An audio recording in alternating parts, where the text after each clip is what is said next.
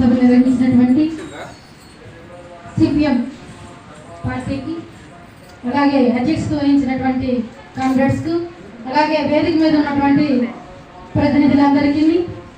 అలాగే వేదిక మీద ఉన్నటువంటి మిత్రులకు, సహోదరులకి,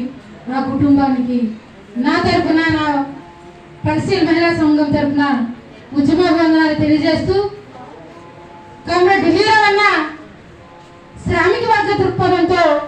ఒక పేదింటి కుటుంబంలో ఒకే ఒక్కడిగా అల్లారి ముద్దుగా పెరిగినటువంటి ఢిల్లీరావు అన్న ఇక్కడ నుండి తన ఆర్థిక పరిస్థితి బాగులేక ఆ తల్లి విశాఖకు పంపిస్తే మేనమామ కనుసంగంలో ఏమైతే ఆ శ్రామిక వర్గ దృక్పథం ఉందో, ఆ మేనమామకి విప్లవ కమ్యూనిస్ట్ భావజాలం ఉందో, ఆ భావజాలంలో పడినటువంటి ఢిల్లీరావు అన్న ఎక్కడైతే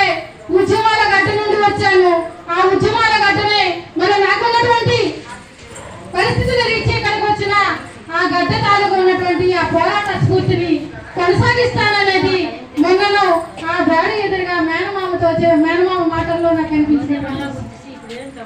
ఈరోజు కూటు కోసం వలస వెళ్ళినటువంటి ప్రధాన జిల్లాగా ఉన్నటువంటి శ్రీకాకుళం జిల్లాలో మనం చుట్టి విశాఖ వెళ్ళి